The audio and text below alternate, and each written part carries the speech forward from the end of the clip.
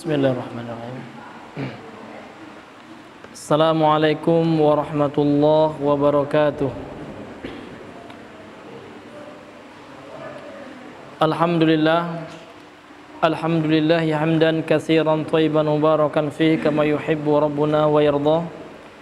Asyhadu an la ilaha illallah wahdahu la syarikalah wa asyhadu anna Muhammadan abduhu wa rasuluh. Allahumma salli wa sallim wa barik wa zid wa an'im ala nabiyyina wa qurrati a'yunina Muhammadin salawatullahi wa salamuhu alaihi wa ala man sara ala nahjihi wa tamassaka bidinihi ila yaumiddin, amma ba'd. Faqala Allah ta'ala fil Qur'anil Karim,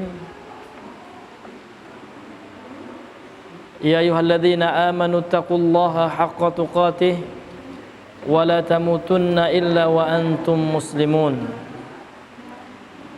Ikhwani wa akhwati fillah, Bapak Ibu sidang jemaah maghrib yang semoga dirahmati oleh Allah Subhanahu wa taala.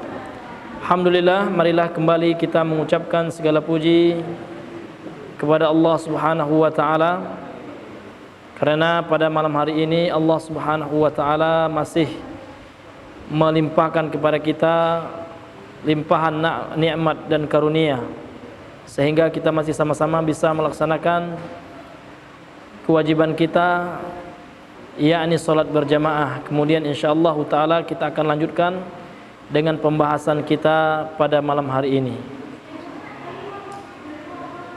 Insyaallah taala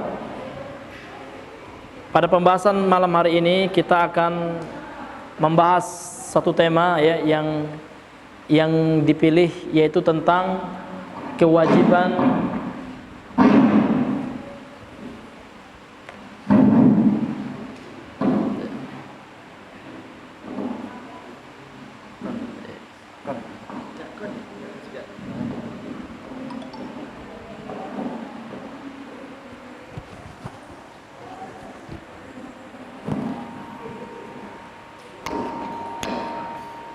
Naam ya, insyaallah taala dengan izin Allah Subhanahu wa taala kita akan membahas suatu tema, yaitu kewajiban beragama sesuai dengan beragamanya sahabat yang mulia ridwanullah alaihim ajma'in. Kenapa kita membahas tema ini, Bapak Ibu yang dirahmati oleh Allah Subhanahu wa taala? Karena dalam kehidupan kita mungkin menemukan,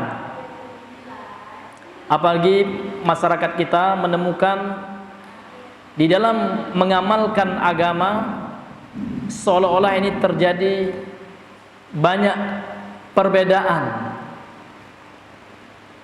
Kata si fulan A dan kata si fulan B. Jadi terkadang orang-orang awam terkhusus ya menjadi bingung. Maka inilah yang melantar belakangi kita mengangkat tema ini. Karena hadirin yang dimuliakan oleh Allah Subhanahu wa taala, perselisihan yang terjadi dalam cara beragama ini sudah diinformasikan oleh Nabi sallallahu alaihi wasallam jauh 1400 tahun ya kan yang lalu. Dalam sebuah hadis dari sahabat Al-Irbad bin Sariyah, kemudian hadis ini dikeluarkan oleh para ulama, diantaranya para ulama hadis Imam Abu Daud, Imam Ahmad dan lain-lain, dan dinyatakan sahih oleh para ulama. Kata Nabi yang mulia sallallahu alaihi wasallam, innahu man ya'ish minkum min ba'di, sesungguhnya siapa saja yang hidup setelahku, daripada kalian setelahku, fasayara ikhtilafan katsira, maka dia akan menyaksikan banyak ikhtilaf, banyak perbedaan-perbedaan dalam agamanya. Kemudian Nabi menjelaskan kepada kita solusi jalan keluarnya.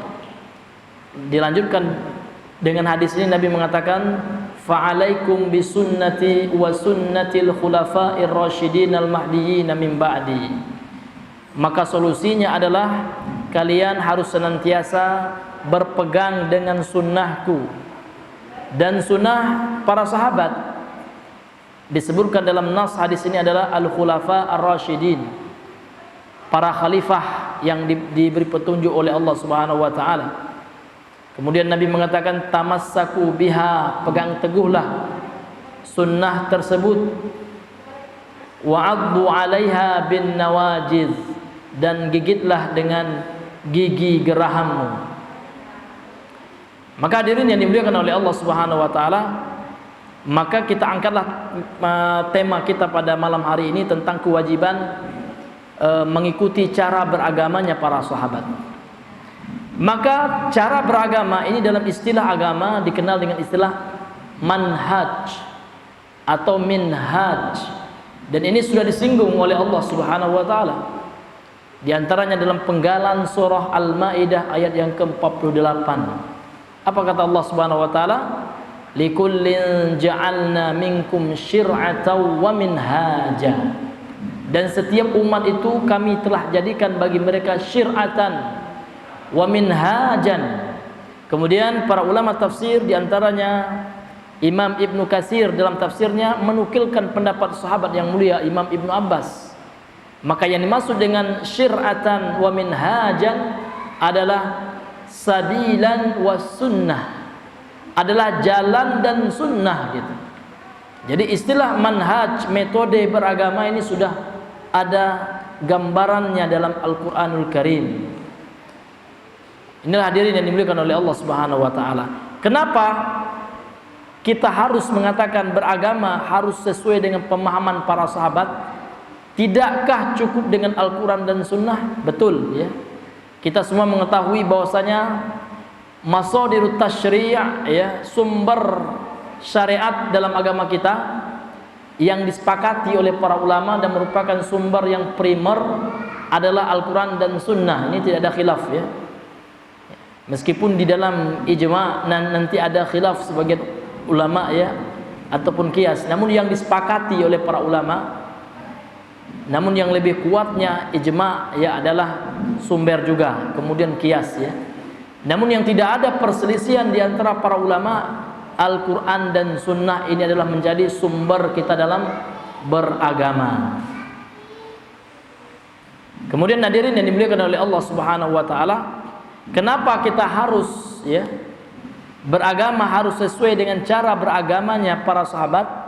Karena hari ini hadirin yang dimuliakan oleh Allah Subhanahu wa taala, tidak satu pun ya dari orang-orang yang secara pemahamannya itu menyeleweng, ketika ditanya mereka pemahamannya diambil dari apa, mereka tetap mengatakan dari Al-Quran dan Sunnah. Bahkan Bapak kenal mungkin dengan ada sekelompok dari kaum muslimin yang meyakini bahwasanya ada nabi setelah Nabi Muhammad ya, yang dikenal dengan kelompok Ahmadiyah. Mereka berdalil dengan Al-Quran Pak. Dalam surah As-Saff mereka berdalil wa yati min ba'di ismuhu Ahmad, kata mereka. Akan datang nabi terakhir namanya dan adalah Ahmad. Kata mereka, mereka pahami itu sebagai nabinya mereka, Mirza Ghulam Ahmad yang dari Lahore. Pakai Al-Quran juga malahan. Namun pertanyaannya, apakah pemahaman mereka itu sesuai dengan pemahamannya para sahabat? Adakah sahabat yang memahami seperti itu? Jadi pemahaman para sahabat ini menjadi barometer ya, barometer ukuran benar atau tidaknya suatu pemahaman gitu. Kenapa? Ya, karena para sahabat adalah orang-orang yang hidup di masa Nabi, yang mana mereka langsung belajar dengan Nabi yang mulia sallallahu alaihi wasallam. Bahkan orang-orang yang menyatakan seluruh agama itu sama, mereka juga berdalilkan dengan Al-Quran gitu. Bahkan berdalil dengan hadis. Namun yang menjadi pertanyaan, apakah pemahaman mereka ketika memahami Al-Quran, apakah pemahaman mereka ketika memahami As-Sunnah sesuaikah dengan pemahaman para sahabat gitu. Inilah hadirin yang dimuliakan oleh Allah Subhanahu wa taala. Jadi hadirin yang dimuliakan oleh Allah Subhanahu wa taala, kenapa kita harus ya memahami agama ini harus sesuai dengan pemahaman para sahabat? Tentu ada dalilnya ya, tentu ada alasannya. Maka alasan yang pertama adalah firman Allah Subhanahu wa taala Alasan yang pertama adalah firman Allah Subhanahu wa taala di dalam surah Al-Baqarah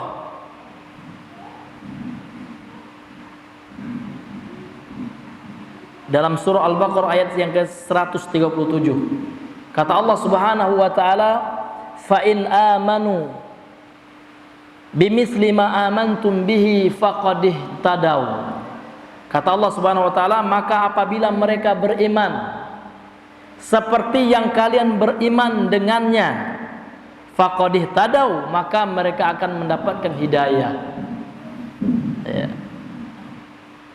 Maka sahabat yang mulia, ahli tafsirnya sahabat Imam Ibnu Abbas mengatakan, yang dimaksud dengan ayat ini yang kalau seandainya mereka beriman, ini mereka di sini adalah ahlul kitab dan termasuk juga orang kafir Quraisy. Kalau seandainya mereka beriman, ahlul kitab dan kafir Quraisy, seperti kalian beriman dengannya. Jadi seperti kalian bimisli ma amantum bihi, yang dimaksud dengan kalian di sini kata Imam Ibnu Abbas, yukhatibu bihi sahabata. Jadi ayat ini Allah Subhanahu wa taala yang mengatakan, yang diajak bicara adalah para sahabat. Nah, jadi tolak ukur benarnya keimanan seseorang itu adalah apabila keimanannya tersebut sesuai dengan keimanannya para sahabat Nabi sallallahu alaihi wasallam. Jadi mungkin ada yang bertanya, jadi bagaimana kita tahunya Pak Ustaz? Ya kan, keimanannya para nabi seperti apa, para sahabat itu seperti apa ya? Maka itulah gunanya kita belajar ya. Kita belajar tafsir pelajari tafsir bil ma'sur ya. Maka kalau seandainya kita baca tafsir Imam Ibnu Katsir, tafsir Al-Tabari, tafsir Al-Baghawi, mereka menggunakan tafsir dengan metode yang pertama Al-Qur'an mereka tafsirkan dengan Al-Qur'an, yang kedua Al-Qur'an ditafsirkan dengan hadis, yang ketiga Al-Qur'an ditafsirkan dengan qaulus sahabah, dengan pemahamannya para sahabat. Karena para sahabat ini mereka memahaminya tentu dengan pemahaman Rasulullah gitu. Kenapa ya? Karena mereka belajar langsung dengan Rasulullah sallallahu alaihi wasallam. Apalagi Imam Ibnu Abbas ini beliau adalah sepupunya Rasulullah, anak Abbas. Abbas itu dia bersaudara dengan Abdullah, kemudian Abu Talib gitu kan ya. Jadi ayahnya itu bersaudara dengan ayahnya Rasul sallallahu alaihi wasallam gitu. Dan beliau itu adalah orang yang termasuk sahabat yang didoakan oleh Rasulullah supaya memahami tafsir Al-Qur'an sebagaimana yang diriwayatkan oleh Imam Ibnu Hibban dalam sahihnya. Kata Nabi SAW berdoa, yang mendoakan sahabat Ibnu Abbas ini, Allahumma faqihu fid din wa 'allimhu ta'wilah.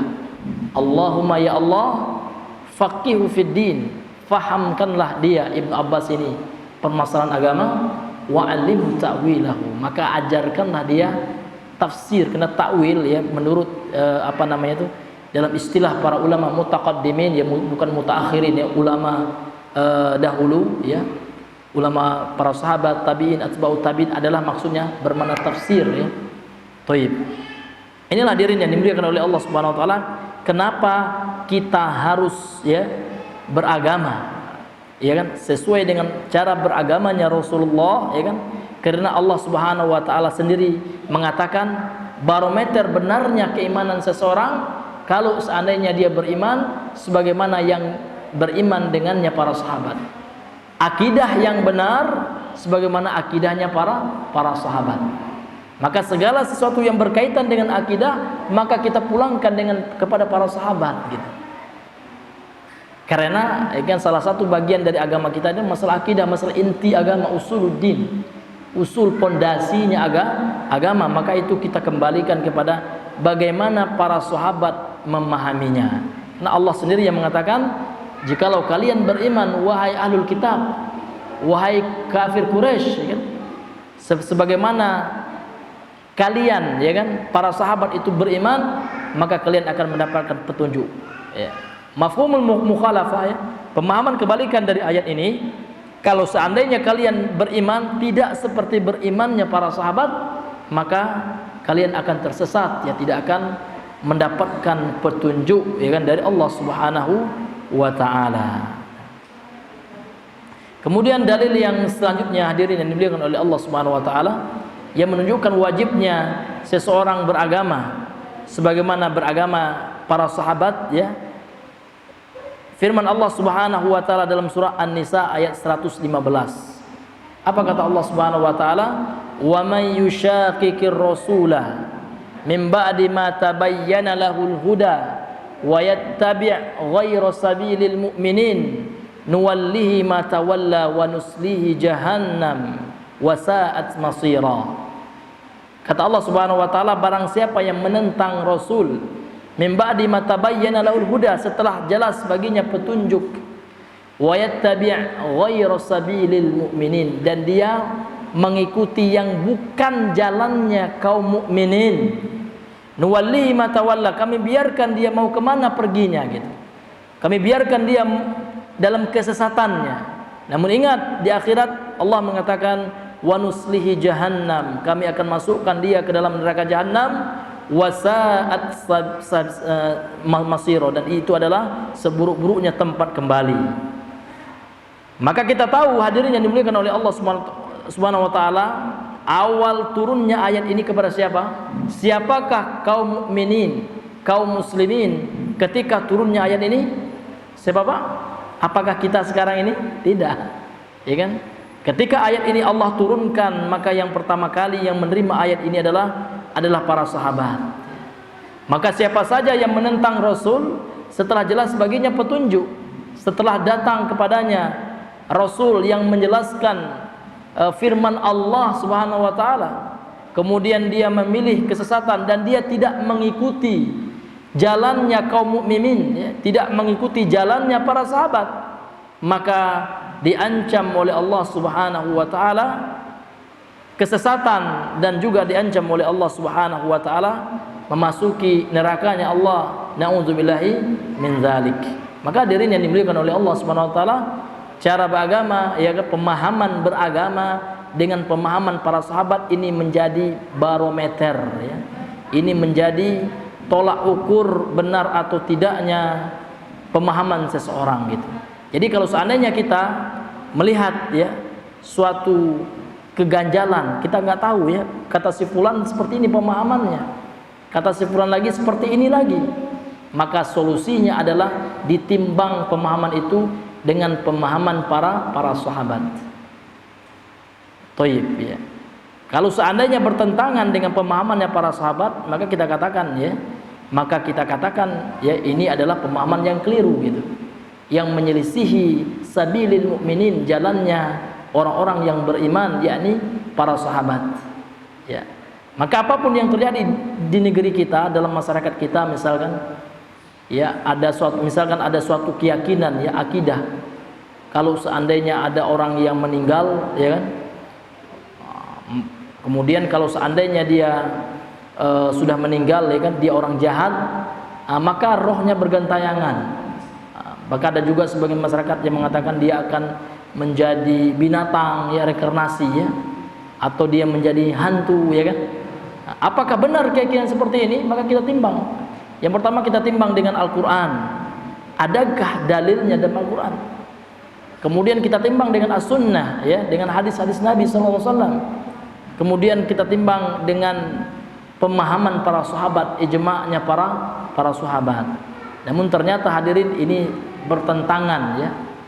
Ini bertentangan hadirin dengan ayat Al-Quran. Itu pertama sekali. Karena Allah Subhanahu wa taala mengatakan kalau seandainya seseorang itu sudah meninggal, ya, maka dia tidak akan bisa lagi ke dunia ini, ya kan? Tidak bisa lagi. Wa min waraihi barzakhun ila yaumi yub'atsun, ya kan? Di depan mereka, di belakang mereka ada dinding gitu, ya. Itulah yang disebut dengan barzakh, alam barzakh, yang akan membatasi antara alam kubur, ya, dengan alam dunia. Tidak akan bisa, ya, tidak akan bisa dia kembali lagi ke dunia. Bahkan Imam Ibnu Hazm dalam kitabnya Al-Muhalla, ya kan, beliau mengatakan keyakinan tanassukhul arwah, dalam bahasa Arabnya istilah Reinkarnasi itu adalah tanasukhul arwah, ya. Berpindahnya arwah, baik itu dalam bentuk hewan, ya kan, atau dalam bentuk apapun, ya. Ada kenal dari istilah kita dalam negeri kita, hantu atau apalah, ya, genderuwo, kuntilanak. Kalau diyakini itu adalah dari arwah manusia, ini adalah kekufuran, ya, dengan ijma'nya para ulama. Dan ijma' adalah dari dalam agama kita. Dinukilkan ijma' oleh Imam Ibnu Hazm, ya, ulama dari Cordova, dari Andalusia, ya kan. Bahkan beliau adalah salah seorang mujtahid, ya. Bahkan ada ulama fikih juga yang mengatakan salah satu mazhab, ya, di luar mazhab yang 4 itu ada namanya mazhab Az-Zahiri. Ya, ini diakui, ya, di dalam pembahasan fikih, ya, oleh ulama fikih. Dan beliau termasuk imamnya gitu, karena kedalaman ilmunya, dan beliau sangat terkenal, ya. Orang-orang yang mempelajari ilmu agama, yang mempelajari dunia fikih, maka tidak akan asing lagi dengan Imam Ibnu Hazm rahimahullahu taala. Beliau lah yang menukilkan ijma', ya. Jadi Pak, tidak boleh, ya, kalau ada di keluarga kita, anak famili kita yang masih meyakini ini, sehingga orang sekarang sangat takut luar biasa, ya. Ya, luar biasa takutnya dengan, ya, dengan hantu atau genderuwo itu, Pak. Melebihi takutnya kepada Allah Subhanahu wa taala. Pada ini ada keyakinan yang tidak sesuai dengan ajaran Al-Qur'an, ya kan? Keyakinan yang tidak sesuai dengan Islam, enggak ada. Yang ada itu jin, ya. Boleh jadi itu jin qarin, ya, karena setiap kita yang lahir berdasarkan hadis yang sahih itu ada jin pendamping, Pak. Ya, setiap kita lahir juga jin pendamping dengan izin Allah. Inilah yang nantinya yang selalu menyertai kita, gitu. Namun rata-rata jin qarinnya setiap manusia itu kafir kecuali jinnya Rasul. Karena disebutkan di dalam sebuah hadis jinnya Nabi itu sudah Allah tundukkan dan masuk Islam, gitu. Ya, kalau jinnya selain Nabi itu pasti akan senantiasa membisikkan kejahatan. Setelah meninggal manusia ini, ya, inilah terkadang yang membuat fitnah itu. Dia akan bisa menyerupai, ya, bisa menyerupai orang jin itu, ya. Memang dia makhluk halus yang memang kelebihannya yang Allah berikan, dia bisa tasyakul istilahnya, bisa dia menyerupai manusia, gitu, ya kan. Sehingga, ya kan, manusia terkadang terfitnah dan meyakini orang mati itu yang gentayangan arwahnya, gitu. Arwah gentayangan, ini masuk TV, Pak, ya. Ada filmnya pula, gitu. Nah, ini semua keyakinan yang enggak benar, Pak, ya. Tidak ada dalam Islam, gitu. Yang hantu-hantu enggak ada. Bahkan jin itu kita enggak boleh takut, Pak. Ya kan, enggak boleh kita takut sama jin itu. Jin itu lemah, gitu. Ya kan? Dia itu kuat kepada orang-orang yang jauh dari Allah Subhanahu wa taala. Namun orang-orang yang beriman kepada Allah Subhanahu wa taala, maka jin itu tidak akan mampu, ya, tidak akan mampu memberikan kemudaratan kepadanya. Bahkan sahabat Umar saja, ya kan, disebutkan di dalam sebuah hadis dikeluarkan oleh Imam Al-Bukhari hadis sahih, ya, kalau seandainya sahabat Umar itu menempuh suatu jalan, maka jin setan yang kafir, ya, akan menempuh jalan yang lain karena takutnya kepada Umar, gitu. Seperti itu, ya, hadirin yang dimuliakan oleh Allah Subhanahu wa taala. Ini termasuk contoh daripada keyakinan yang salah, gitu. Ini yang banyak di masyarakat kita yang masih meyakini keyakinan yang seperti ini. Bahkan ada, ya, di channel-channel YouTube, ya, ada orang menangkap genderuwo lah, gitu kan, kuntilanak, ini enggak ada, ya kan. Ini semua hadirin yang dimuliakan oleh Allah Subhanahu wa taala, ya, sebuah tipuan, gitu, ya. Yang banyak di antara kita yang masuk mempercayai berita-berita yang tidak benar seperti ini. Ini hadirin yang dimuliakan oleh Allah Subhanahu wa taala. Kemudian, ya, di antara dalilnya juga hadirin yang dimuliakan oleh Allah Subhanahu wa taala, ya, kita harus, ya, mengikuti para sahabat itu, ya. Di antara dalilnya adalah dalam surah, ya, At-Taubah ayat 119, ya. Kata Allah Subhanahu wa taala, ya ayyuhalladzina amanu taqullaha wa kunu ma'as shadiqin. Ya, wahai orang-orang yang beriman, bertakwalah kalian kepada Allah Subhanahu wa taala, wa kunu ma'as shadiqin, dan hendaklah kalian bersama orang-orang yang jujur. Maka yang dimaksud dengan orang yang jujur di sini, ya, qala al-mufassirun, berkata ahli tafsir, ya, ghairu wahidin minal mufassirin, tidak satu orang saja yang mengatakannya, hum ashabu Muhammadin sallallahu alaihi wasallam la raiba la raiba annahumul a'immatus shadiqin, dan tidak diragukan lagi, la raiba, tidak diragukan lagi, annahum al-a'immatus shadiqin, bahwasanya mereka para sahabat itu adalah imamnya orang-orang yang jujur. Bahkan ada para sahabat khusus ya, diberikan gelar oleh Rasulullah sebagai ya kan as-siddiq, yaitu siapa Pak? Abu Bakar.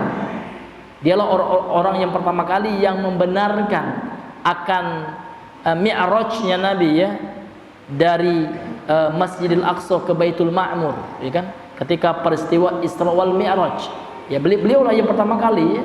Orang-orang kafir Quraisy waktu itu, ini bohong ya, hoax katanya, nggak masuk akal katanya. Tapi beliau dengan keimanannya ya kan kepada Rasul sallallahu alaihi wasallam, beliau yang pertama kali yang membenarkan, sehingga beliau diberikan gelar As-Siddiq. Jadi para sahabat itu ya, orang-orang yang paling jujur itu adalah para sahabat ya. Jadi dalam ayat ini Allah Subhanahu wa taala secara terang menyebutkan wa kunu ma'as shadiqin, dan hendaklah kalian ya bersama orang-orang yang jujur ya, yakni para sahabat. Ini hadirin yang dimuliakan oleh Allah Subhanahu wa taala. Kemudian dalam ayat yang lain ya. Ya, dalam ayat yang lain masih dalam surah At-Taubah ayat yang ke-100 ya. Ini dalil yang sangat jelas sekali dalam Al-Qur'an ya, dalam surah At-Taubah ayat yang ke-100 ya. Apa kata Allah Subhanahu wa taala? Ya, was-sabiqunal awwalun minal muhajirin wal ansar walladzina tabauhum bi ihsan radhiyallahu anhum wa radu'an wa a'adda lahum jannatin tajri tahtaha al-anhar. Kata Allah Subhanahu wa taala was-sabiqunal awwalun, orang-orang yang pertama kali dan yang terdahulu yang masuk Islam gitu. Minal muhajirin wal ansar, dari karangan muhajirin. Siapa muhajirin itu Pak? Sahabat. Jadi sahabat yang berhijrah dari kota Makkah ke Madinah itu namanya kaum muhajir ya. Kaum muhajirin itu bentuk jamak ya. Tunggalnya muhajirun, jamaknya muhajiruna.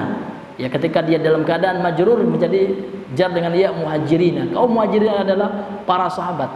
Wal ansor siapa? Para sahabat juga. Para sahabat yang tinggal di kota Yathrib. Ya, sekarang namanya kota Madinah, dahulu Yathrib gitu. Mereka para sahabat. Apa kata Allah tentang mereka? Allah puji mereka. Was-sabiqunal awwaluna minal muhajirin wal ansar.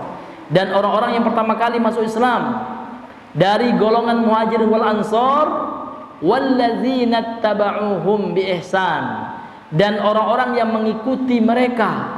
Mengikuti apanya yang diikuti Pak? Pemahaman mereka, cara mereka beragama gitu. Dengan baik mereka ikuti. Apa yang akan mereka dapatkan? Radhiyallahu anhum, Allah telah ridha.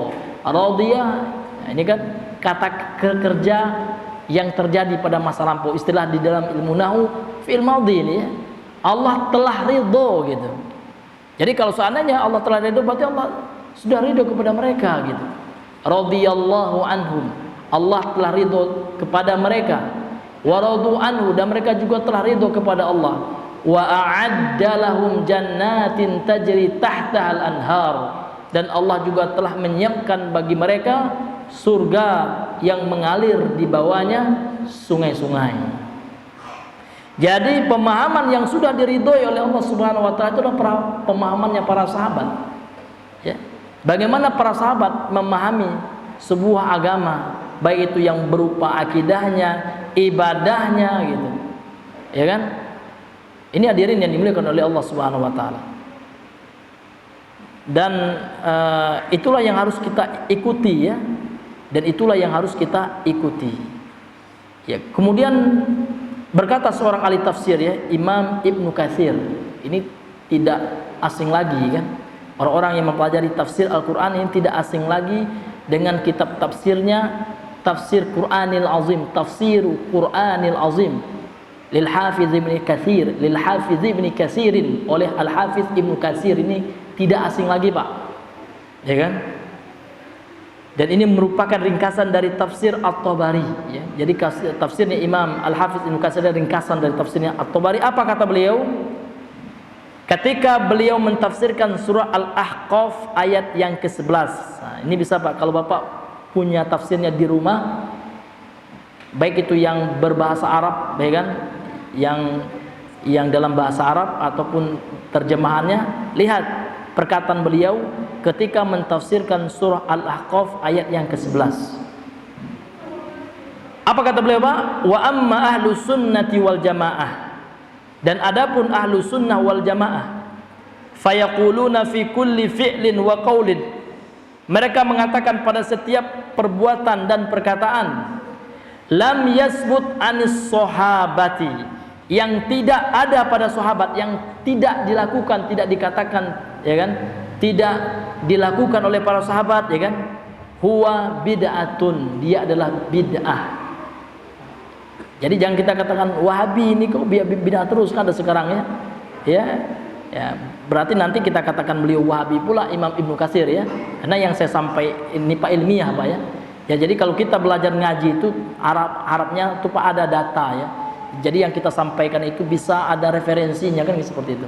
Karena sekarang memang lagi marak mengaji itu hanya sekedar hiburan gitu, Pak, ya. Iya. Bagaimana menghibur, ya, dengan agak lucu gitu kan. Nah, seolah-olah sekarang sebagian kaum muslimin seperti itu, ya, dalam memaknai sebuah pengajian. Seolah dalam pengajian itu, pengajian yang menarik sekarang itu adalah pengajian yang dibungkus dengan casing, ya kan, dengan casingnya berupa hiburan, berupa komedi gitu, ya kan. Nah, ini sebenarnya tidak ada pada masa sahabat gitu, ya. Kalau pada masa sahabat atau di dalam orang-orang akademik, ya, orang-orang yang ilmiah, ya, ini enggak ada, ya, metode seperti itu. Mereka membahas suatu kajian itu dengan referensi, ya kan, ya, dengan apa namanya, dengan data gitu. Maka sesuatu itu dikatakan benar ada referensinya, ada datanya. Kalau dia menyebutkan Al-Quran minimal, ya kan, Al-Quran surat apa, kan seperti itu, dan bagaimana penafsirannya gitu. Ini hadirin yang dimuliakan oleh Allah SWT. Jadi Imam Ibnu Katsir yang mengatakan, ya kan, bahwasanya karakteristik dari ahlu sunnah wal jamaah, karena sekarang kan banyak orang yang mengaku ahlu sunnah gitu, dan karakteristiknya seperti ini, kata beliau, mereka ini ahlu sunnah mengatakan setiap perbuatan ataupun perkataan yang tidak ada dikatakan dan diucapkan, dilakukan oleh para sahabat, ini makna bid'ah menurut beliau. Huwa bid'ah, dia adalah bid'ah. Li'annahu law kana khairan, kalau seandainya perbuatan itu baik, perkataan itu baik, la sabaquna ilaihi, tentu mereka para sahabat, ya, telah mendahului kita dari melakukannya. Kalau suatu ibadah yang kita lakukan itu baik, tentulah para sahabat telah melakukannya. Kenapa, Pak? Karena para sahabat itu adalah orang yang paling tahu tentang kebaikan masalah agama ini, dan mereka selalu bertanya kepada Nabi gitu, ya. Ada apapun permasalahan, mereka bertanya kepada Nabi yang mulia sallallahu alaihi wasallam. Ya. Kita ambil contoh, ya, sebagaimana dalam tafsir Ibnu Katsir, ya, kemudian tafsir yang lainnya juga, ya kan, riwayat ini diriwayatkan oleh Ibunda Aisyah, dikeluarkan oleh Imam Al-Bukhari dalam sahihnya. Ketika Allah Subhanahu wa taala berfirman, alladzina amanu, ya, wa lam yalbisu imanahum bidzulmin ulaika lahumul amnu wa hum muhtadun, ya. Kata Allah Subhanahu wa taala, innal ladzina amanu, sesungguhnya orang-orang yang beriman, ya, walam yalbisu imanahum bizulmin, dan dia tidak mencampur adukkan keimanannya dengan kezoliman, ulaika lahum al-amnu, ulaika lahumul amnu, baginya keamanan, wahum muhtadun, dan mereka juga mendapatkan petunjuk. Ketika turun ayat ini, di antara asbabun nuzul, ya, sebab diturunkannya ayat ini, maka para sahabat bertanya kepada Nabi, ya kan, ya Rasulullah, ayyuna lam yazlim nafsahu, siapa di antara kami yang belum pernah berbuat zalim kepada dirinya. Kan dalam ayat ini Allah mengatakan alladzina amanu, orang-orang yang beriman dan tidak mempercampur adukkan keimanan mereka dengan kezoliman, maka bagi mereka keamanan dan mereka mendapatkan petunjuk. Maka sahabat mengatakan, Masya Allah, katanya, ya, kami rasa tidak ada di antara kami ini yang belum pernah berbuat zalim gitu, ya kan. Siapa di antara kami ya Rasulullah yang tidak pernah berbuat zalim? Kami pernah, ya kan. Maka Nabi menjelaskan makna daripada zalim dari ayat ini, Ya kan, al-amru laisa kama tazunnun, kata Nabi. Ya, tidak seperti yang kalian perkirakan makna ayat ini. Ya kan? Yang dimaksud dengan zolim di ayat ini, kata Nabi, adalah seperti firman Allah dalam surah Luqman ayat yang ke-13, ya. Inna syirka la zulmun azim. Jadi yang dimaksud oleh ayat ini orang-orang yang beriman dan tidak mencampur adukkan keimanan mereka dengan kezoliman. Yang dimaksud dengan kezoliman dalam ayat ini adalah perbuatan syirik. Ini menunjukkan apa? Bapak Ibu yang dirahmati oleh Allah Subhanahu wa taala. Jadi para sahabat itu adalah orang-orang yang sangat antusias gitu ya, bertanya kepada Nabi yang mulia sallallahu alaihi wasallam. Sehingga Nabi mengatakan dalam hadis yang dikeluarkan juga oleh Imam Al-Baihaqi, ya kan, dalam sunannya, Sunan Al-Baihaqi, apa kata Nabi sallallahu alaihi wasallam? Ma baqiya syai'un, tidak ada yang tersisa lagi dalam masalah agama ini, ya kan, alladzi yuqarribuka ilal jannah wa yubaiduka 'anil nar, perkara yang mendekatkan kalian ke surganya Allah dan menjauhkan kalian dari nerakanya Allah, illa qad buyyina lakum, kecuali perkara itu sudah dijelaskan kepada kalian. Ya, ini hadirin yang dimuliakan oleh Allah Subhanahu wa taala. Maka kita kembali kepada perkataan Imam Ibnu Katsir ini, ya kan? Maka setiap perbuatan perkataan yang tidak dilakukan oleh para sahabat ini beliau namakan dengan bid'ah. Karena kalau seandainya perbuatan perkataan itu baik, tentu para sahabat telah mendahului kita dalam melakukannya. Kenapa? Li'annahum, ya kan? Li'annahum lam yatruku khoslatan min khisalil khairi illa waqad badaru ilaiha. Karena mereka para sahabat tidaklah meninggalkan suatu kebaikan pun dari jenis kebaikan kecuali mereka dahulu sudah bersegera, sudah berlomba-lomba untuk melaksanakannya. Artinya apa? Setiap ibadah, ya, setiap keyakinan, setiap hal yang berkaitan dengan agama ini sudah dipraktekkan dan diamalkan oleh para sahabat. Jadi setiap amalan, setiap hal-hal yang berkaitan dengan agama gitu ya, yang tidak ada contohnya di masa para sahabat, maka inilah yang salah tersebut. Ya. Jadi masalah agama, Pak, kita harus merujuk kepada para sahabat gitu. Tapi Pak Ustadz, di zaman sahabat nggak ada HP ya. Ini bukan masalah agama, Pak. Ya, ini bukan bid'ah gitu. Karena pembahasan bid'ah itu luas ya. Ini bid'ah lughawiyah namanya. Ini bid'ah secara bahasa, bukan bid'ah dalam pemahaman syariat gitu. Karena dalam bahasa Arab, ya kan, secara bahasa bid'ah itu adalah sesuatu yang baru ya, yang belum ada contohnya sebelumnya gitu. Secara bahasa gitu ya. Nah, ini juga diterangkan oleh Imam Ibnu Katsir. Itulah yang dimaksud dengan perkataan Imam Syafi'i, al bid'atu bid'atan, bid'atun mahmudatun wa bid'atun madmumatun. Bid'ah yang terpuji dan bid'ah yang tercela. Bid'ah yang terpuji itu kata beliau adalah bid'ah pada hal-hal yang merupakan bukan masalah perkara ibadah, bukan perkara agama gitu. Namun seperti mengumpulkan Al-Qur'an ya dalam bentuk mushaf, ya kan? Masalah itu kan bukan masalah agama itu, ya kan? Karena memang mushaf di zaman Nabi itu belum ada teknologi seperti sekarang, percetakan seperti sekarang gitu. Mushaf itu ditulis ya di pelepah-pelepah kurma, ya kan? Kan ada orang yang berdalil ya, ya kan kalau seandainya bid'ah dalam agama itu nggak benar, Ustaz, bagaimana dengan pengumpulan Al-Quran gitu? Ya itu bukanlah bid'ah dalam masalah agama itu masalah dunia, itu percetakan itu kan. Bagaimana Al-Quran itu dicetakkan seperti itu, yang sebelumnya ditulis di pelepah kurma, kemudian di kulit onta kan gitu. Ini hadirin yang dimuliakan oleh Allah Subhanahu wa taala. Karena dalam masalah dunia Nabi telah mengatakan, hadis sahih ya, antum a'lamu bi umuri dunyakum. Ketika pernah ditanya Nabi tentang bagaimana mencangkokkan kurma, ya kan, maka Nabi mengatakan kalau masalah kurma, masalah biologi gitu ya, tumbuh-tumbuhan, kalian lebih paham gitu. Namun kalau masalah ibadah, ya kan, masalah keyakinan yang berhubungan dengan agama, tentulah yang paling paham Bapak Ibu yang dirahmati oleh Allah Subhanahu wa taala adalah Rasulullah dan para sahabatnya. Ya. Karena waktu Isya sudah masuk, ya mungkin kita cukupkan dulu sampai di sini pembahasan kita. Subhanakallahumma bihamdika asyhadu an la ilaha illa anta astaghfiruka wa atubu ilaik. Assalamualaikum warahmatullahi wabarakatuh.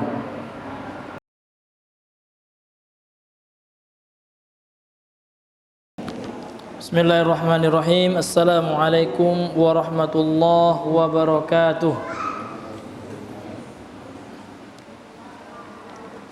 Alhamdulillah, salatu wassalamu ala Rasulillah wa ala alihi wa ashabihi wa man walah, wa la hawla wa la quwwata illa billah, amma ba'd. Kemudian hadirin wal hadirat, Bapak Ibu yang semoga selalu dirahmati oleh Allah Subhanahu wa taala. Kembali kita melanjutkan dari pembahasan kita.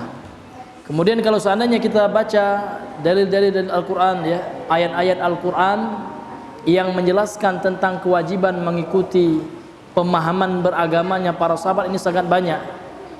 Kemudian kalau kita lihat dalil-dalil dari hadis-hadis Nabi sallallahu alaihi wasallam, di antaranya hadis yang dikeluarkan oleh Al-Imam Al-Bukhari dan Muslim, hadis muttafaqun alaih. Apa kata Nabi yang mulia sallallahu alaihi wasallam? Khairun nasi qarni, summa ladzina yalunahum, summa ladzina yalunahum. Sebaik-baik manusia. Ini maksudnya sebaik-baik manusia di sini adalah sebaik-baik manusia dalam menjalankan agamanya adalah para sahabat, ya, yang sezaman, yang seabad denganku. Ini para sahabat, ya. Karena para sahabat mereka lah orang-orang yang bertemu dengan Rasulullah. Apa definisi makna dari sahabat itu? Sahabat itu adalah yang disebutkan oleh para ulama, di antaranya Imam Ibnu Hajar dalam kitabnya Nukhbatul Fikr, ya.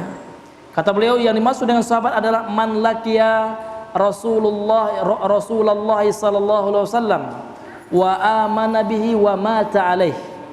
Siapa saja yang berjumpa dengan Rasul sallallahu alaihi wasallam wa amana bihi, dan beriman dengan agamanya, dengan risalahnya Nabi yang mulia sallallahu alaihi wasallam, wa mata alaihi, dan meninggal di atasnya, di atas keimanan tersebut, mereka lah yang dimaksud dengan para sahabat. Jadi Nabi mengatakan dalam hadis ini, khairun nasi qarni, sebaik-baik manusia adalah yang hidup di masaku, di abadku. Kemudian summal ladzina yalunahum, kemudian yang berada setelahnya, yaitu tabi'un, ya.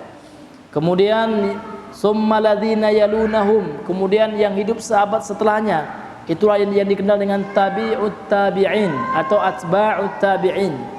Ya, tabi'ut tabi'in ini generasi, ya, setelah para tabi'in. Dia tidak bertemu dengan para sahabat, namun dia bertemu dengan tabi'in. Tabi'in tidak bertemu dengan Rasulullah, namun dia bertemu dengan sahabat Nabi yang mulia sallallahu alaihi wasallam. Inilah tiga generasi, ya kan, tiga abad yang dikenal oleh para ulama dengan istilah al-qurunul mufaddalah, ya, generasi-generasi yang utama, ya, yang diberikan keutamaan kepada mereka. Maka kita beragama, metode kita beragama adalah sesuai dengan metodenya mereka, dan mereka itulah yang dikenal dengan generasi salaf, ya, yang setelah mereka namanya khalaf, ya. Ini hadirin yang dimuliakan oleh Allah Subhanahu wa taala. Kemudian, ya, hadis yang kita bacakan tadi, ya, hadis tentang iftiraqul ummah, ya, tentang perpecahan yang akan terjadi dalam umat Islam, ya kan, bahwasanya Nabi telah mengatakan bahwasanya akan terjadi pertikaian, perselisihan di dalam pemahaman agamanya. Maka solusinya Nabi telah mengatakan fa'alaikum bisunnati, maka kalian harus kembali dengan sunnah Nabi. Apa maksud sunnah itu, Pak? Karena sebagian kaum muslimin, ya, salah paham, ya. Sunnah itu sunat, lawan dari wajib katanya. Bukan, Pak, ya. Itu sunnah menurut dalam pengertian fikih. Namun sunnah yang kita maksud ini lebih luas, ya. Jadi sunnah itu adalah dikatakan oleh ulama hadis, jadi maksud dengan sunnah itu adalah ma kullu ma udhifa ila nabi sallallahu alaihi wasallam, segala yang disandarkan kepada Nabi, min qaulin, baik itu berupa perkataan Nabi, au fi'lin, atau perbuatan Nabi, au takririn, atau ketetapan Nabi. Jadi Nabi tidak mengatakan, Nabi tidak melakukan, namun Nabi menetapkannya, dilakukan oleh para sahabatnya. Namun dia dilakukan oleh para sahabat itu, dan disetujui oleh Nabi, dan disetujui, direkomendasi, ya, oleh Nabi yang mulia sallallahu alaihi wasallam. Maka ini semua maknanya adalah sunnah. Maka sunnah berdasarkan definisi ini dibagi oleh ulama, ya, ada namanya sunnah qauliyah, sunnah yang berupa perkataan, ada yang namanya sunnah fi'liyah, sunnah yang berupa perbuatan, ada pula yang namanya sunnah takririyah yang merupakan ketetapan dari Nabi yang dilakukan oleh para sahabat. Ini hadirin yang dimuliakan oleh Allah Subhanahu wa taala. Kemudian kalau seandainya kita lihat ya, bagaimana perkataan para ulama dahulu. Seorang ulama hadis yang bernama Al-Imam Al-Ajuri ya, dalam kitabnya Asy-Syariah ya, beliau ini wafat ya, beliau ini wafat pada tahun 600 ya, 600-an Hijriyah. Ya kan, sekarang sudah 1442 Hijriyah. Jadi beliau ini wafatnya tahun 600 gitu ya. Ya, apa kata beliau ya? Ya, maka beliau mengatakan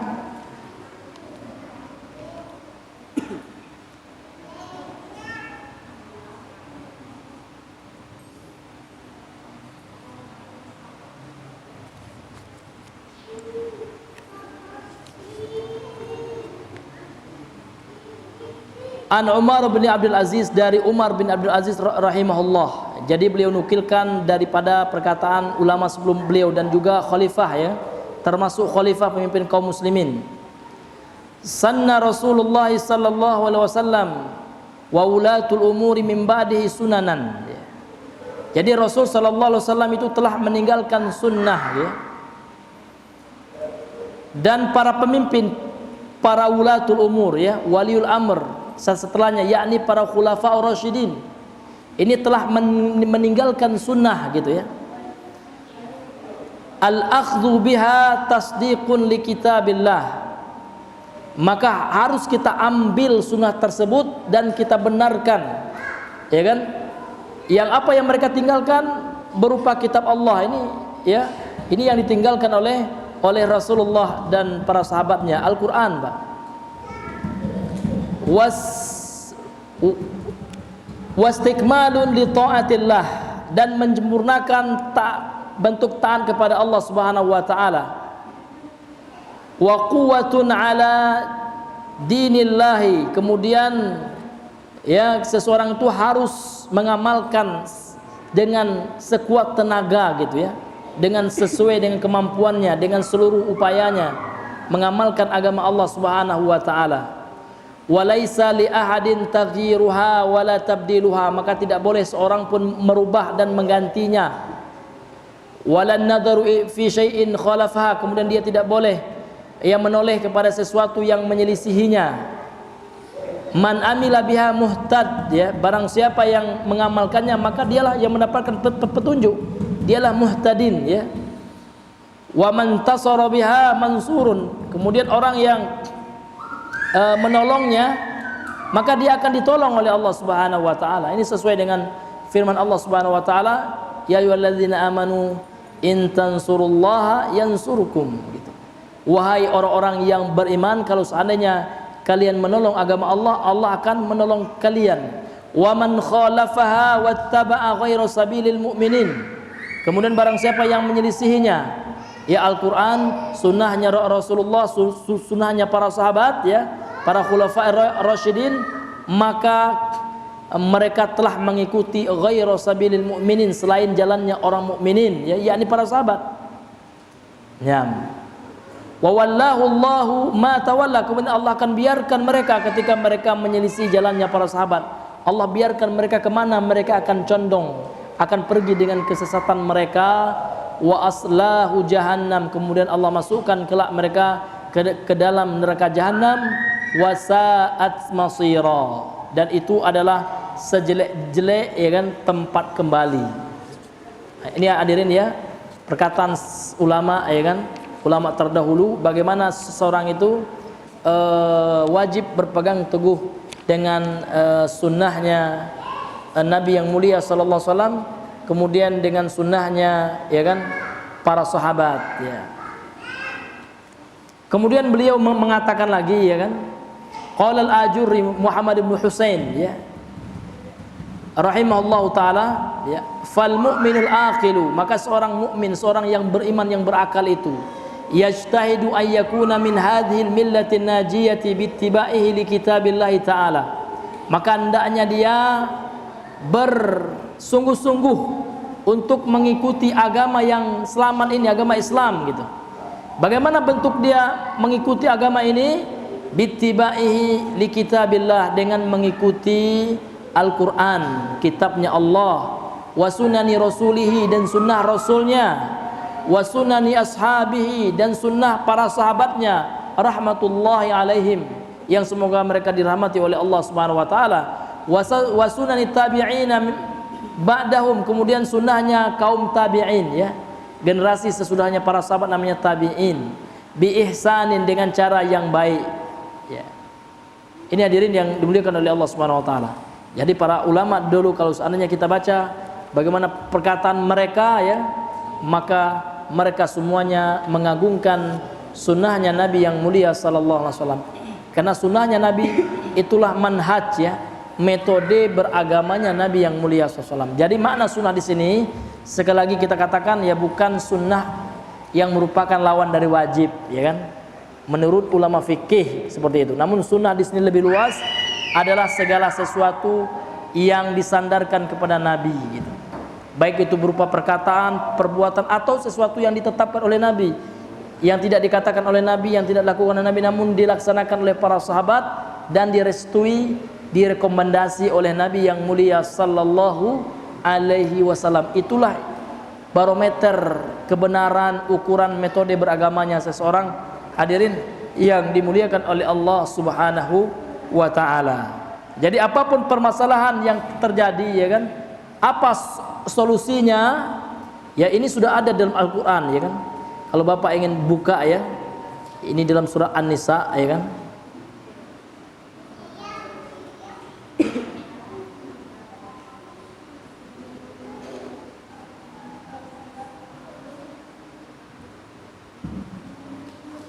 Iya, seperti, ya kan, dalam surah An-Nisa ayat 59 kata Allah Subhanahu wa taala, ya ayyuhalladzina amanu atiullaha wa atiur rasul wa ulil amri minkum.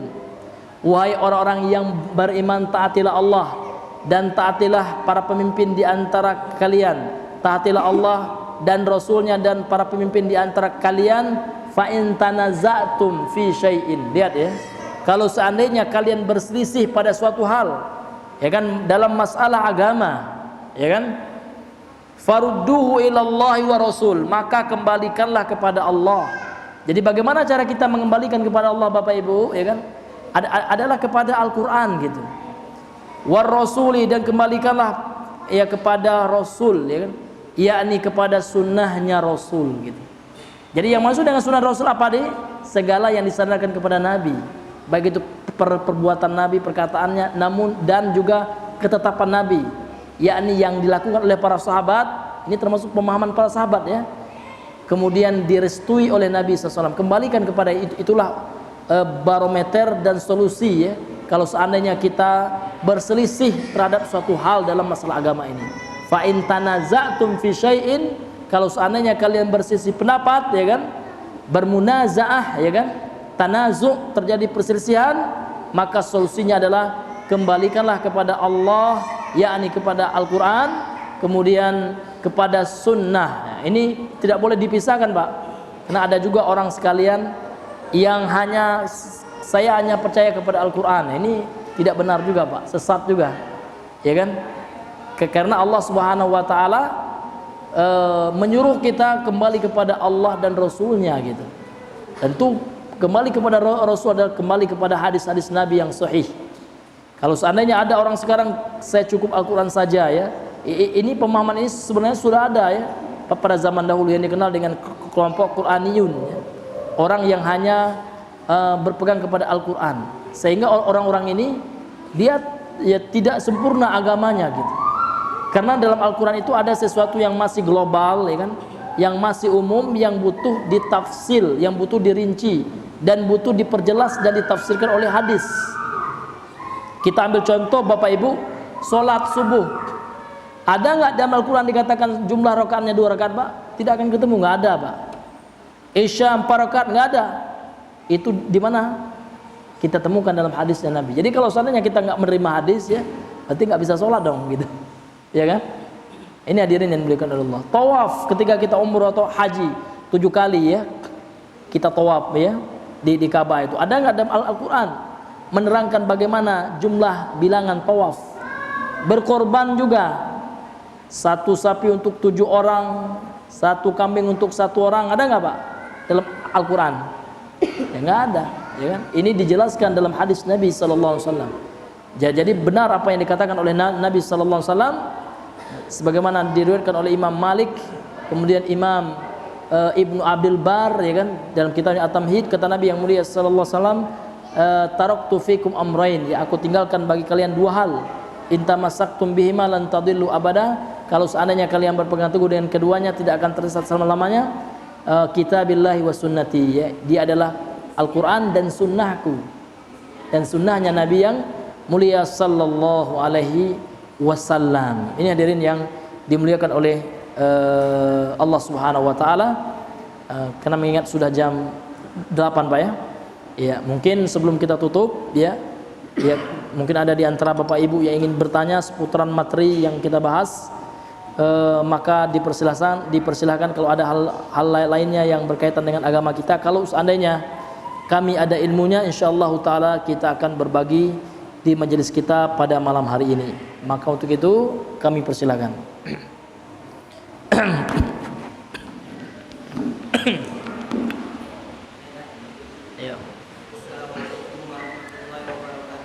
Waalaikumsalam warahmatullahi wabarakatuh.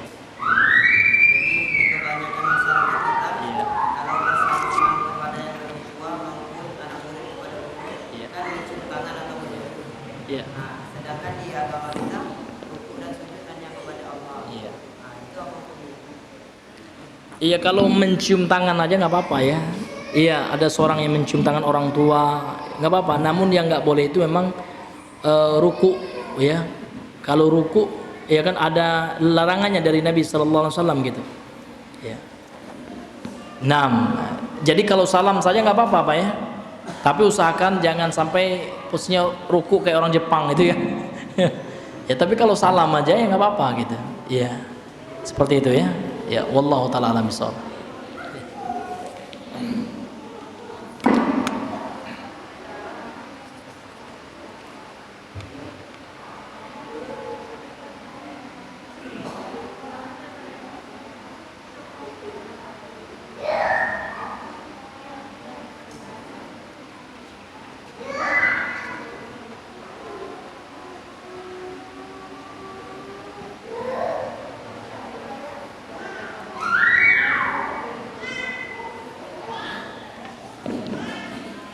Iya, ini ada pertanyaannya. Assalamualaikum Ustaz. Waalaikumsalam warahmatullahi wabarakatuh. Ana mau bertanya, apakah membaca Al-Quran berjamaah 1 juz per orang di rumah duka dihadiahkan atas nama jenazah termasuk bid'ah berdosa?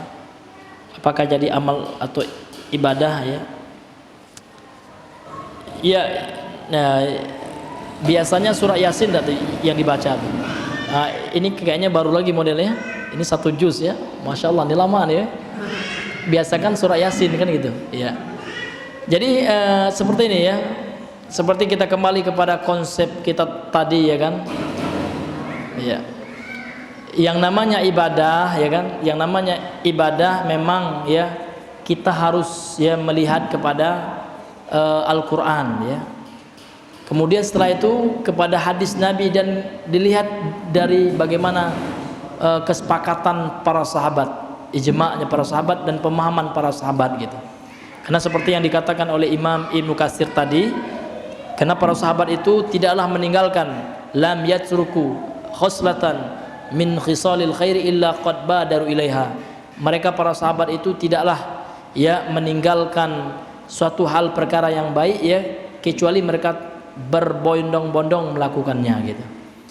Jadi mengkhususkan kalau membaca Al-Quran itu baik ya Pak ya, baik ya kan, dan kita dianjurkan banyak membaca Al-Quran gitu ya. Setiap hurufnya yang kita baca pahalanya luar biasa ya. Man qara'a harfan min kitabillah falahul hasanah wal hasanatu bi asyri amsalihha au kama qala Nabi sallallahu alaihi wasallam ya. Barang siapa yang membaca satu huruf dari Al-Qur'an, maka dia mendapatkan pahala, dan pahala kebaikannya itu ya kan, satu huruf yang dia baca bi asyri amsalihha, sama dengan 10 kali lipat gitu ya. La aqulu alif lam harfun walakinnal alifa harf wal lamu harf wal mimu harf gitu. Aku tidak mengatakan alif lam itu satu huruf, lam itu satu huruf, mim alif lam mim ya, alifnya satu huruf, lamnya satu huruf, mimnya satu huruf. Jadi sudah 3 huruf kali 10, jadi sudah 30 kebaikan. Luar biasa Pak ya. Kita harus memang banyak membaca Al-Qur'an karena Al-Qur'an adalah obat. Namun ketika kalau ada orang yang meyakini ya kan, tuntunan syariatnya itu orang yang meninggal itu harus baca Al-Qur'an rame-rame. Kalau ada keyakinan harus, ya dia kata harus Pak ya, seolah-olah itu menjadi sebuah syariat, sebuah ibadah khusus. Ini tentu membutuhkan keterangannya gitu. Ya dalilnya Pak ya. Ya. Jadi Ustaz, ya kan? Jadi apa yang ada syariatnya, yang ada tuntunan syariatnya ya? Kalau orang yang meninggal itu kita bertakziah. Bertakziah itu adalah ucapan belangsungkawah. Kemudian kita disunahkan ya bagi mampu ya, memberikan makan bagi orang yang meninggal itu. Bukan orang meninggal itu yang kasih makan Pak ya, kita. Karena Nabi ya mengatakan ya kan, kepada keluarganya Ja'far ya kan, paman Nabi yang meninggal itu, kata Nabi dalam hadisnya Sahih Muslim ya, isna'u li ahli Ja'far ta'aman, ya buatlah makanan, berikan kepada keluarga Ja'far karena mereka sedang berduka, sedang ada yang meninggal gitu. Nah, ini sunahnya Pak ya, kita yang ngasih makan gitu ya, seperti itu. Jadi kalau seandainya kita meyakini harus membaca Al-Qur'an di sini Pak ya, di sini yang membutuhkan kepada ya dalil gitu kan, yang membutuhkan kepada ini ya pemahaman ya kan, ya. Dan setahu saya ya, bapak-bapak ibu yang dirahmati oleh Allah Subhanahu Wa Taala, yang menjadi perselisihan pendapat di antara ulama itu adalah menghadiahkan bacaan Quran gitu ya untuk orang yang wafat ya, apakah sampai atau tidak. Ini memang ada khilafiyah gitu kan di antara para ulama gitu. Namun mengkhususkan bacaan Al-Quran ya kan, habis meninggal ya kan, mengkhususkan bacaan habis meninggal, inilah hadirin yang dimuliakan oleh Allah Subhanahu Wa Taala, yang membutuhkan kepada penjelasan ya, keterangan ya dari Al-Quran dan Sunnah. Tapi kalau seandainya kita tidak mengetahui adanya dalilnya dari Al-Quran dan Sunnah, kemudian adanya para sahabat yang mengamalkannya, maka inilah ya kan yang harus kita tinggalkan kan, seperti itu ya. Wallahu taala alam bisawab ya. Bukan kita melarang baca Al-Quran, silakan ya, namun ketika kita mengkhususkan gitu Pak ya kan, karena ya membaca Al-Quran secara umum itu bagus Pak ya, namun mengkhususkannya kepada suatu hal ya kan, ini ya membutuhkan keterangan Pak ya, ini membutuhkan keterangan ya. Wallahu taala alam bisawab.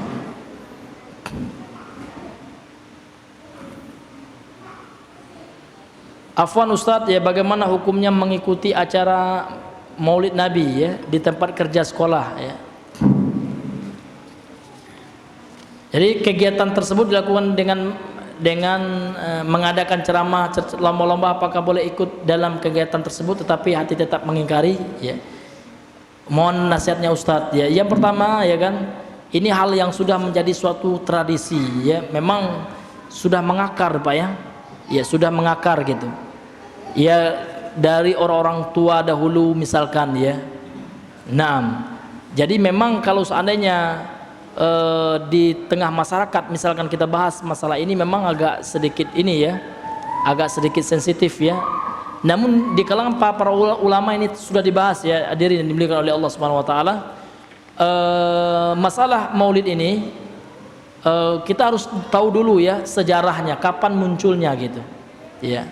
Dan dicatat oleh ahli sejarah ya kan, bahwasanya seorang ahli sejarah yang hidup jauh sebelum Imam As-Suyuti ya, ada juga ahli sejarah yang menyandarkan ini kepada salah satu khalifah Ahlussunnah ya kan. Namun ada ulama sejarah ya kan, juga dari kalangan mazhab Syafi'i yang hidup sebelum beliau ya kan, yang memiliki kitab ya, yang judul Al-Khutat ya. Al-Khutat ini adalah kitab yang berisikan tentang sejarah umat-umat terdahulu gitu ya. Ya, dijelaskan bahwasanya asal muasal dari Maulid Nabi ini adalah dilakukan dulu oleh Bani Fatimiyah ya. Jadi Bani Fatimiyah ini adalah kelompok Syiah gitu Pak ya. Ya, yang mana mereka itu awal yang pertama kali dicatat oleh ulama ahli sejarah yang mengadakannya.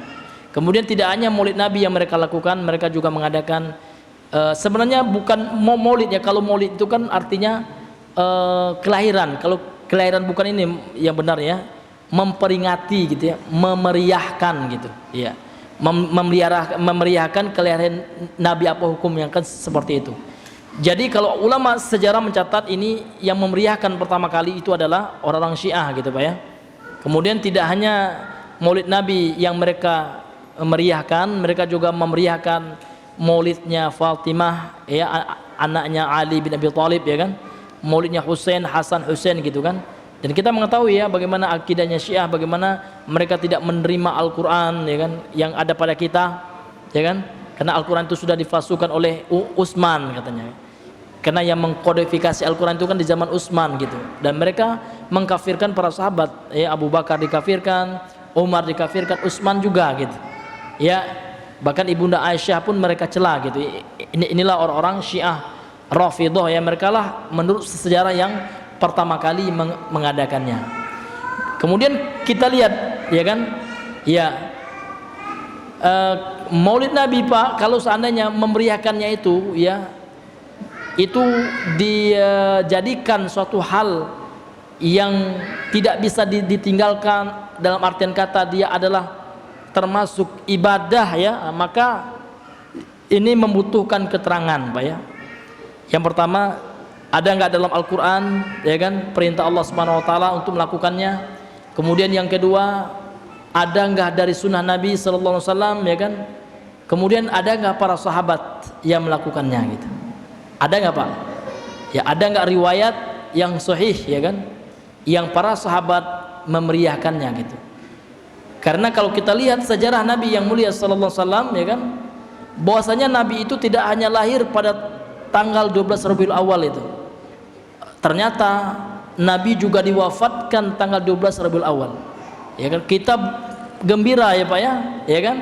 Kita senang gembira, ternyata kita dikhawatirkan takut ya lagi memeriahkan wafatnya Nabi sallallahu alaihi wasallam. Ini hadirin yang dimuliakan oleh Allah Subhanahu wa taala. Dan para ulama sejarah itu berselisih pendapat apakah lahirnya tanggal 12 Rabiul Awal atau tidak gitu. Ada yang mengatakan 8 Rabiul Awal ya kan? Ada yang mengatakan di bulan yang lain gitu. Namun ulama sejarah sepakat semuanya meninggalnya Nabi itu adalah pada hari Senin ya kan, tanggal 12 Rabiul Awal. Itu adalah tahun meninggalnya Nabi. Dikhawatirkan nanti kita senang-senang ya, rupanya itu adalah hari meninggalnya Nabi sallallahu alaihi wasallam. Iya Pak ya. Jadi Pak, kita kembalikan kepada para sahabat ya kan. Tentu ini sangat berat ya, apalagi kita yang suka memeriahkannya, sudah menjadi suatu tradisi ya kan. Dan dalam masalah ini pun ya kan, ya kita pun pertama kali ya kan, kita tentu mendahulukan akidah dulu gitu Pak ya. Kalau dalam dakwahnya kita, metode dakwahnya kita yang hikmah itu kan, tentu kalau dalam masyarakat jangan kita singgung itunya dulu gitu. Ada hal-hal yang penting ya kan, yang mesti kita sampaikan dulu ya kan, masalah tauhid ya kan, masalah kesyirikan yang banyak gitu, seperti itu Pak ya. Namun kalau ditanyakan bagaimana hukumnya ya tentu ya kita memakai pendapat ulama yang lebih senior ya gitu kan, ulama terdahulu ya kan, yang mana mereka mengatakan bahwasanya ya kan, Maulid Nabi ini memang tidak ada di zamannya para sahabat ya, karena para sahabatlah orang yang paling cinta ya kepada Rasulullah ya kan, dan mereka tidak mengamalkannya ya kan. Namun sekarang kan nggak di tengah masyarakat kita, ini adalah momentumnya gitu, karena masyarakat sekarang sangat jarang sekali dengan pengajian sirah nabawiyah ya kan. Hanya ketika Maulid Nabi saja mereka tahu sejarah Nabi gitu. Ini tugasnya para dai Pak ya. Tugasnya para dai membuat kajian tidak hanya di momen Maulid saja gitu, tentang sirah nabawiyah ya, tentang sejarah Nabi itu ya kan. Kapan perlu Pak kita senang akan kelahiran Nabi itu, enggak sekali setahun aja Pak. Setiap saat kita perlu mengkaji, perlu membaca kembali sejarah Nabi gitu Pak ya. perlu kita membaca sejarah Nabi sehingga menimbulkan kecintaan kepada Nabi. Namun memang ini tidak bisa dipungkiri Pak ya, apalagi di kampung-kampung yang ke dalam itu memang nggak ada pengajian ya, cuma maulid Nabi saja gitu kan. Iya kan, itu sekali setahun ya kan, ngumpulkan orang itu susah sekali ya kan. Bahkan masjid pun Pak terkadang cuma Jumat saja yang berisi Pak, selebihnya kosong ya kan. Pernah saya di daerah Muarbungo masuk ke kampung di dalam itu ya kan, azan saya Pak ya, azan sholat zuhur, ada orang yang bilang sekarang nggak hari Jumat Ustadz ya, seolah-olah yang azan itu hari Jumat saja gitu. Nah, itu memang ya polemik ya, memang itu suatu hal yang kita saksikan di masyarakat kita gitu. Jadi memang kita butuh ini ya, pencerahan bagi masyarakat kita gitu ya, karena mengingat Nabi, mempelajari sirah Nabi, mempelajari sejarah Nabi itu memang tidak hanya di hari kelahirannya Pak ya, bahkan kita ya kan, kita belilah, kalau kita cinta kepada Nabi, kita belilah buku tentang sirah nabawiyah gitu kan, kita baca setiap hari bahkan ya kan, kalau kita mampu ya kan, tentang sejarah Nabi itu, sehingga menimbulkan kecintaan kita kepada Nabi, dan sehingga kita bisa senantiasa mengamalkan sunnahnya Nabi gitu, petunjuknya Nabi dalam kehidupan kita ya. Wallahu ta'ala alam bisawab ya. Ya. Ada ya?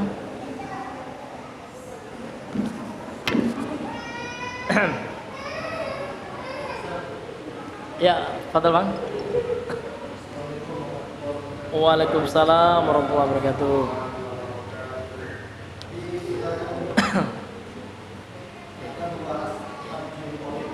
Iya, iya.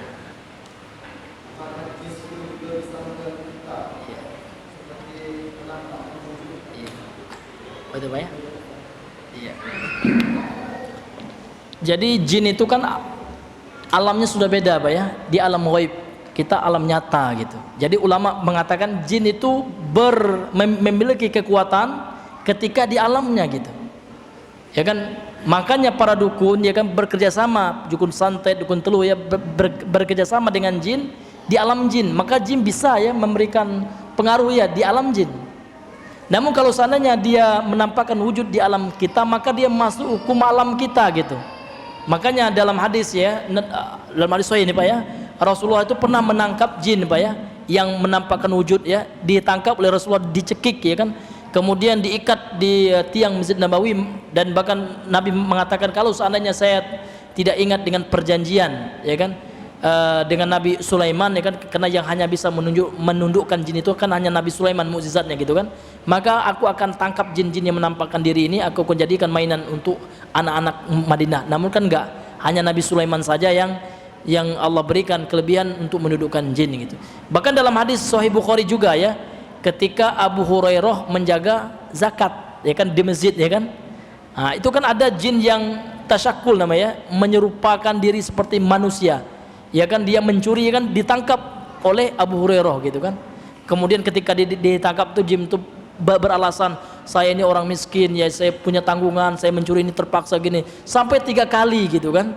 Cukup yang ketiganya jin ini baik juga rupanya kan, dia mengajarkan kepada Abu Hurairah, maukah aku tunjukkan suatu amalan ya kan, kalau seandainya gitu kan, engkau baca, engkau akan selamat dari godaan jin dan syaitan ya kan, dari engkau baca sampai subuh, yaitu membaca surat ayat kursi gitu. Ketika diceritakan ini oleh Abu Hurairah kepada Nabi, maka Nabi mengatakan, oh naam, perkataannya itu benar, sedangkan dia adalah pendusta ya kan. Naam, itu. Jadi ini ya kan menunjukkan apa? Menunjukkan jin itu kalau dia menampakkan diri masuk ke alam kita, dia masuk hukum kita, bahkan dia lemah gitu. Ya kan, bahkan ada juga ulama yang memberikan saran, kalau kalian melihat jin menampakkan di diri, baca takbir, lempar gitu. Ya kan? Dia akan lemah Pak ya. Kemudian ada juga ulama yang memberikan permisalan ya kan. Misalnya kekuatan jin kalau dia sudah masuk ke alam kita, semisal kita melawan hiu di lautan. Ya kan? Tentu kalah kita ya, karena lautan itu alamnya hiu gitu kan, alamnya ikan ya. Kita nggak bisa nyelam lama ya kan, tentu kalah kita. Tapi kalau sempat hiu itu di daratan kini ya, mati dia Pak ya. Kita lempar dari jauhnya, mati dia Pak ya, karena dia nggak bisa bergerak bebas gitu. Nah, gitu, seperti itu juga ya. Jadi kalau jin itu di alamnya memang Pak ya, bahkan ada kekuatan jin ifrit yang mampu dia dalam Al-Quran ya kan, menawarkan bantuan kepada Nabi Sulaiman memindahkan singgasananya Ratu Bilqis ya kan dari Sabah ya kan ke Israel ya kan. Tempatnya Nabi Sulaiman itu kan di Masjidil Aqsa itu ya, tempatnya Nabi Sulaiman itu. Ya kan di Al-Qur'an kan Jin Ifrit kan menawarkan bantuan ya. Sebelum Nabi Sulaiman tegak dari tempat duduknya, dia mampu gitu kan memindahkan ratunya singgasananya Ratu Bilqis ke kerajaan Nabi Sulaiman. Kemudian rupanya ada yang lebih hebat lagi ya kan. Ada seseorang yang mampu ya kan memindahkan singgasananya Ratu Bilqis ya kan sebelum Nabi Sulaiman mengedipkan matanya gitu. Ini menunjukkan apa? Menunjukkan memang mampu ya, jin itu di alamnya memang mampu ya memberikan pengaruh kepada kita gitu. Nah, namun kalau seandainya dia sudah masuk ke alam kita jangan takut Pak ya.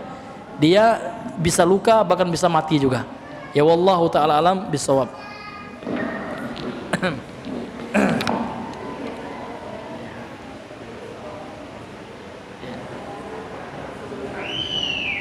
Ada lagi Bang? Oh iya.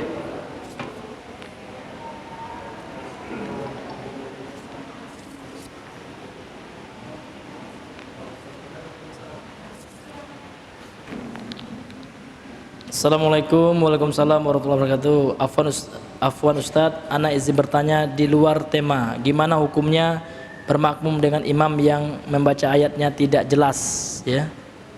Faktor lidah ya, masjid lain jauh dari tempat anak, minta petunjuknya Ustadz. Ya, yang pertama lihat ya, apabila bacaannya itu adalah bacaan yang bukan rukun ya, bukan rukun dalam sholat, maka tidak apa-apa, enggak dibaca pun kan sah sholatnya, seperti membaca surat pendek gitu kan, atau ayat setelah Al-Fatihah. Namun kalau rukun yang dia baca ini menjadi masalah Pak ya.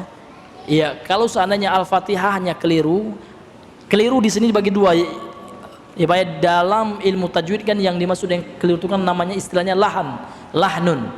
Kalau lahnunnya adalah lahnun jali, salah yang jelas, nah ini yang bisa merubah makna ya Pak ya.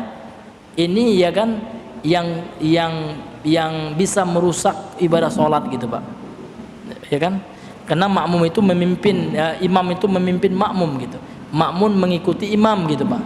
Kalau imamnya salah pada perkara yang rukun ya kan, dia salah membaca Al-Fatihah dengan salah yang fatal yang merubah makna ya, diambil contoh yang merubah makna itu Pak ya kan, adalah ketika dia membaca iya ya, dia enggak baca pakai tasydid iya ya. Ini ulama mengatakan ketika dia baca iya, ini maknanya adalah matahari. Jadi kalau dia baca iya karena bunuh ini bahaya, artinya hanya kepada matahari lah kami menyembah kan gitu. Nah ini Pak ya, itu yang diperhatikan. Nah, lihat nih Pak ya, kesalahan imam ini di bagian mananya gitu. Kalau bukan bagian rukun tidak masalah gitu kan.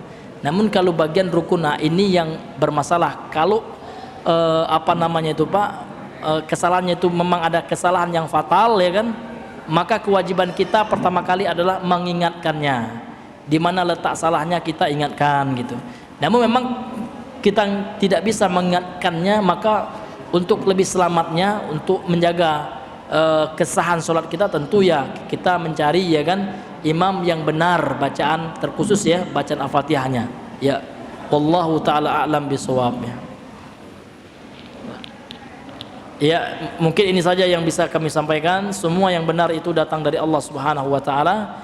Kemudian yang salah, khilaf dan keliru ya ini dari kami pribadi. Kemudian dari waswas syaitan yang terkutuk. Subhanakallahumma bihamdika asyhadu an la ilaha illa anta astaghfiruka wa atubu ilaih. Assalamualaikum warahmatullahi wabarakatuh.